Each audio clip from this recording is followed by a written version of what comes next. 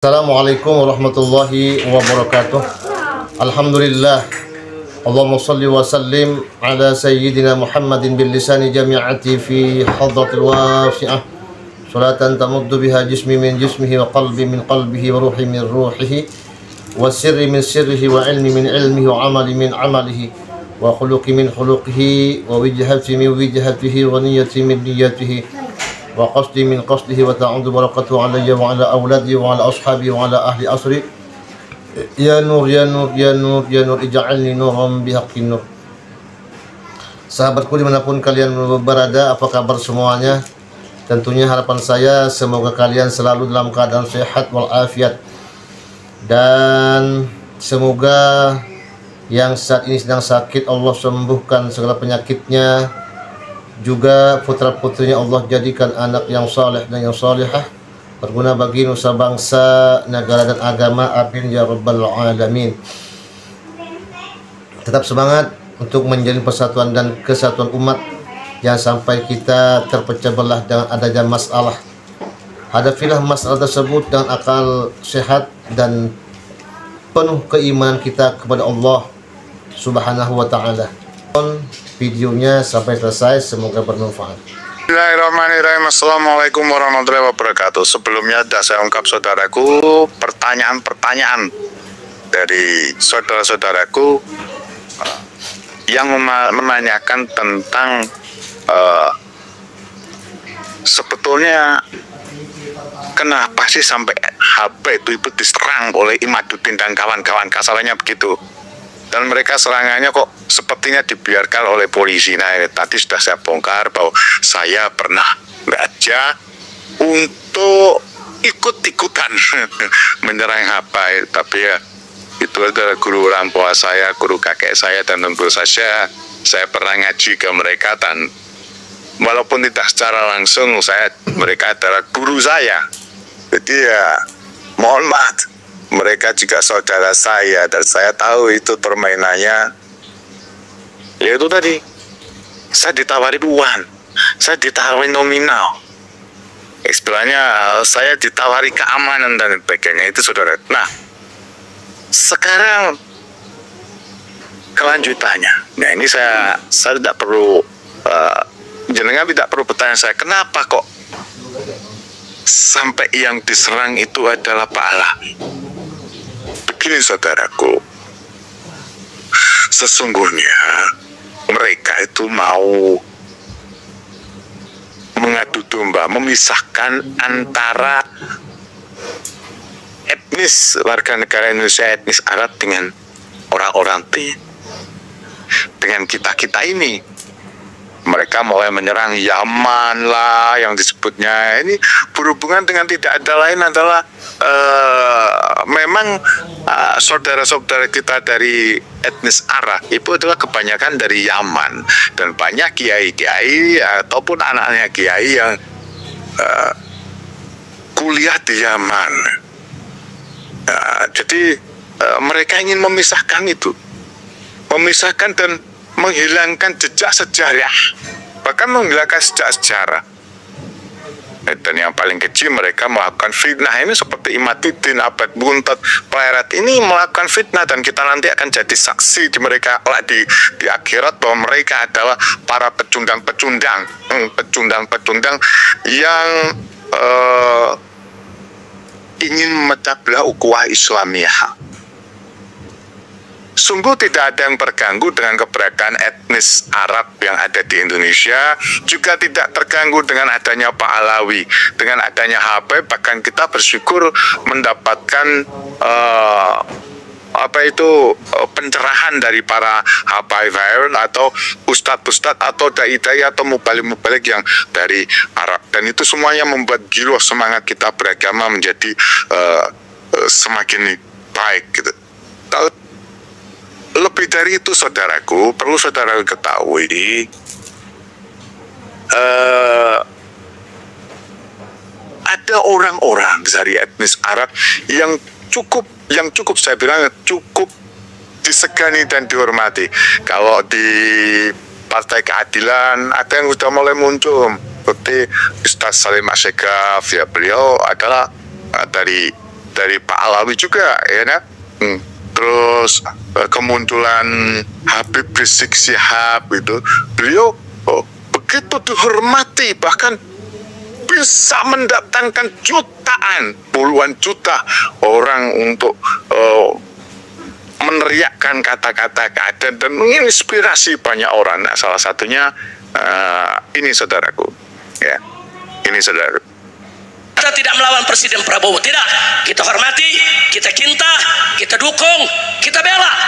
Tapi kita memberikan nasihat, bagaimana kami bisa bela maksimal kalau Anda melindungi orang yang bermasalah, melindungi penipu, pendusta, pembohong, diktator, otoriter, saudara, pelanggar HAM, orang yang melakukan KKN, korupsi, kolusi, dan nepotisme. Saudara, itu semua dilakukan oleh Jokowi. Stop, Presiden, jangan melindungi lagi Jokowi. Betul? Cukuplah terakhir kemarin mengatakan hidup Jokowi, cukup itu saja Pak. Jangan dilanjutkan, jangan diteruskan. Kami masih menghormati Bapak. Dan sudah dilihat semua kan apa yang disampaikan oleh Habib Rizik Syihab. Nah, ini Habib Rizik Syihab, inilah yang dibenci oleh sebab-sebab dibenci oleh orang-orang mereka yang memang ketakutan dengan keberadaan daripada para habaibin. Ya, itu yang saya rasakan. Ini saya sampaikan, saya rasakan. Dan yang fenomena juga sama dengan Habaib Rizik, tapi berbeda jalur, yaitu dari politiknya, yaitu lahirnya sosok, munculnya sosok Anies Rashid Baswedan. Memang bukan dari Fa'alau, tapi untuk membunuh Anies Rashid Baswedan ini juga dimunculkan kebencian kepada Arab. Walaupun terus terang di mana-mana sampai sekarang saya sendiri begitu merasakan kehadiran sosok Anies ini seperti oase, seperti sumber mata air di tengah padang pasir, di mana sosoknya itu berani, betul-betul berani. Sosok yang kekeh, yang teguh, dan dia tidak merasa takut untuk kehilangan jabatan, tapi dia memberikan motivasi kepada kita untuk supaya kita ini berani mengatakan, yang menyampaikan apa yang perlu kita sampaikan, dan berani memberi contoh apa yang perlu dicontohkan, apa yang perlu diberikan pencerahannya kepada rakyat. Dan sosok Anies Baswedan ini betul-betul fenomena, sehingga beliau pasti dicegat. Nah, apa hubungannya dengan ini semua, saudaraku? Ketika saya diajak untuk menyerang para habaib, ya, itu sebelumnya mereka berbicara masalah orang-orang Arab, etnis Arab yang ada di Indonesia. Mereka membicarakan masalah Habib Rizik, Anies Baswedan, dan kemungkinan yang terburuk untuk bangsa ini, kan ya. Mereka akan mengatakan bahwa ini bahaya, adanya radikal dan sebagainya akan lahir dari sosok-sosok yang mereka perangi, dan muaranya sama, sumbernya sama. Ternyata itu semua adalah ketakutan rezim era Jokowi menghadapi orang-orang baik, menghadapi nanti nasibnya dengan lahirnya orang-orang yang baik. Contoh apa yang disuarakan oleh Habib Rizik. Habib Rizik menyatakan bahwa kita ini, saya sampai saat ini sangat menghormati Pak Prabowo. Saya insya Allah mendukung, seperti apa kata Habib, kita dukung Pak Prabowo. Tapi mendukungnya bagaimana ketika Pak Prabowo lantas kita ini, saya terus terang merasa di eranya Jokowi semuanya yang makmur adalah kroni-kroninya, keluarganya, anaknya. Di luar itu hampir tidak ada. Hampir tidak ada. Kalian dengarkan datang ke bawah, bagaimana ekonomi berantakan sementara hutan menggunung. Tidak masuk di akal. Dan Jenengan tahu pengusaha besar Indonesia, dalam arti kata pengusaha pribumi yang membangun jalan tol sampai menangis mereka. Saya menemukan beberapa orang itu curhat itu sampai menangis, mereka sampai teriak, mereka sampai berkata-kata kotor. Dan ini sudah didengarkan juga oleh DPR, dan DPR kita sepertinya tidak mampu untuk melawan itu semua. Seperti ketakutan para politisi kita di negeri ini pada Jokowi. Dan itu siapa yang harus menyuarakan? Yang harus menyuarakan adalah seperti kita. Dan kita siapa yang memberi motivasi? Yang memberi motivasi ada Habib Rizik Syihab. Dan siapa lagi? Anies Rashid Baswedan. Dengan keberadaan mereka, selain itu kita tidak ada. Ada banyak, tapi motivasi yang paling nyata itu adalah dari Habib Rizik Syihab, Anies Rashid Baswedan, ada Said itu. Mereka tidak dibayar. Ada Refli Harun, Profesor Rabion tidak dibayar. Tapi mereka semua dibenci oleh era rezim Jokowi, dan mereka harus terpaksa berteriak turun gunung dan sebagainya. Jangan tahu semuanya bagaimana Bapak Gatot Nurmantio itu berteriak, bagaimana yang namanya jenengan lihat, baca sekali lagi, baca Tempo, wawancara Tempo, ataupun diskusi di Tempo, semuanya bermuara pada yang namanya Jokowi. Jadi kenapa itu terjadi? Kenapa tidak di era Pak SBY? Memang ada orang yang mempertanyakan tentang nasab di era, tapi tidak seperti saat ini, seperti diorganisir, seperti memang dikondisikan, dan tidak ada penindakan hukum sama sekali sampai sekarang, walaupun itu terjadi pro dan kontra. Ketika 2019, saya membayangkan 2019 ini adalah begini. Ketika saya membela Pak Prabowo, Jenderal Prabowo Subianto di 2019, apa yang terjadi? Saya ikut dalam ganti presiden di mana Ahmad Dhani sampai masuk penjara. Teman saya yang namanya Ahmad Dhani semangat, saya pun juga. Ini adalah bagian dari peristiwa. Ini peristiwa ganti presiden. Saya harus digebuki, seperti dikondisikan saya berhadapan dengan orang-orang preman-preman, bahkan mohon maaf oknum-oknum polisi yang saat itu ya, sehingga terjadilah seperti ini. Ada teman-teman saya banyak yang ditangkapi. Saya sendiri pun tanpa sebab harus diwawancarai atau ya istilahnya di BAP di Polda Jawa Timur. Karena teman saya itu ketika kita mau tetet, teman saya membuat tulisan tentang tur jihad. Padahal saya nggak membawa senjata, itu hanya tulisan. Semacam tulisan aja sudah membuat heboh semuanya. Itu teman saya namanya Ron membuat berita di media bahwa dia akan menjalankan tur jihad. Padahal nggak ada tulisannya tur jihad, itu nggak ada. Itu hanya sebutan saja, sebutan kita aja tur jihad. Ketika itu ada yang namanya rekan saya namanya Roni, itu kita harus berdapat. Tapi ini nyata, lain dengan peristiwa nasab. Gaduh nasab yang disulut oleh Madudin. Madudin sampai sekarang tidak terambah oleh hukum. Coba bayangkan dengan kasusnya Ustadz Edi Mulyadi, hanya mengatakan jin buang anak, tempat jin buang anak harus mendekam di penjara. Gak ada efeknya, sama sekali gak ada efeknya, tidak ada kegaduhan sama sekali. Dan ini Imaduddin, Pleret, Abbas dan kawan-kawan membuat gaduh teki. Dan ini semuanya tidak akan mungkin, saudaraku, kalau tidak ada di belakang mereka seperti disebutkan oleh Haji Miftahul Ahya yang mengatakan bahwa ada fuhir abad dan jenderal-jenderal di belakang mereka, jenderal-jenderal yang menurut saya saat itu dikondisikan oleh yang namanya rezim Jokowi. Dan itu untuk mengalihkan. Saya tahu karena saya ini masih cukup waras untuk menelaah, menafsirkan apa omongan orang yang berhadapan dengan saya. Ada 3 orang yang berhadapan dengan saya. Saya tahu omongan mereka tujuan mereka, arah mereka. Saya tahu maksud apa mereka sampai menawarkan nominal kepada saya atau uang kepada saya untuk menjelek-jelekan Pak Alawi.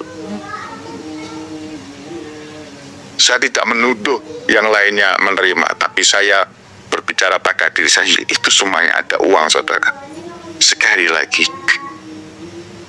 rezim Jokowi, saya yakin insya Allah, patut saya duga ini patut saya duga dikendalikan oleh Jokowi, bagian daripada skenario Jokowi. Kalau tidak, nggak akan berjalan. Eranya Pak SBY juga ada, eranya Megawati, Bu Megawati juga ada, eranya Gus Dur juga ada. Bahkan di eranya Pak Harto pun juga begitu. Ada tentang masalah Pak Alawi, tapi tidak seperti ini. Ini benar-benar dikondisikan, dan ini permainan ini benar-benar memang digerakkan, dan ada organisasi besar di belakang mereka yang sengaja seolah-olah sekali lagi seolah-olah mereka mengatakan jangan dilanjutkan masalah nasab, tapi mereka membiarkan umatnya berantem. Tak pernah terus terang aja, guru-guru, kiai-kiai mereka kebanyakan adalah orang-orang yang sangat hormat dengan Pak Alawi atau dengan Habib. Seperti saya pun juga hormat, bukan mengkultuskan, sekali lagi bukan mengkultuskan, tapi hormat kepada Pak Alawi. Sekali lagi saya sampaikan, hati-hati. Kemungkinan besar memang dalam pokok kita sedang dipecah belah, bersatu Prabowo.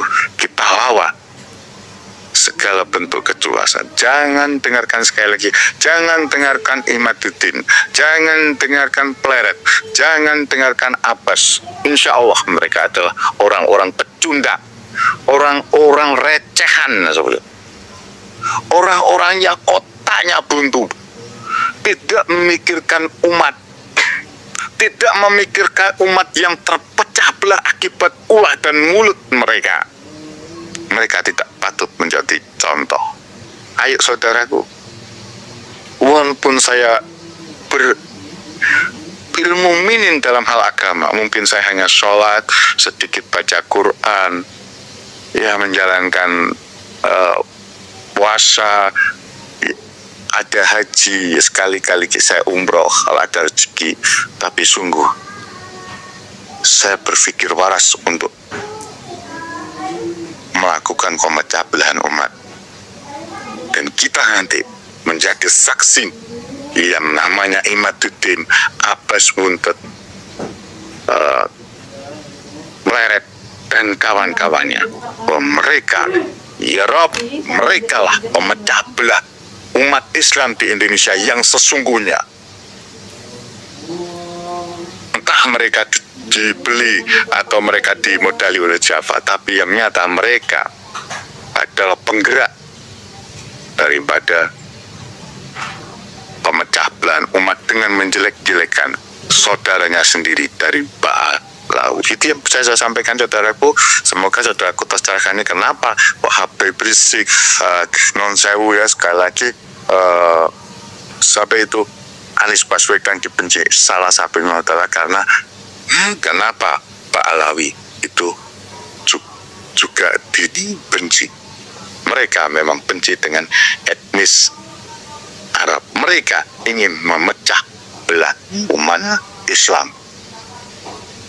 Itu yang bisa saya sampaikan. Wassalamualaikum warahmatullahi wabarakatuh. Ingat, Palestina memanggil kita. Ingat, Nah, demikianlah sahabatku, videonya semoga bermanfaat, dan semoga Allah Subhanahu wa Ta'ala senantiasa memberikan kekuatan iman kita kepada Allah Subhanahu wa Ta'ala, dan tetap semangat untuk menjalin persatuan dan kesatuan umat. Ikuti ulama-ulama kita terdahulu saja, dan tinggalkan ulama-ulama yang selalu menebar kebencian. dan mereka selalu menebar fitnah. Dan saya mohon maaf dan saya akhiri. Assalamualaikum warahmatullahi wabarakatuh. Sampai jumpa.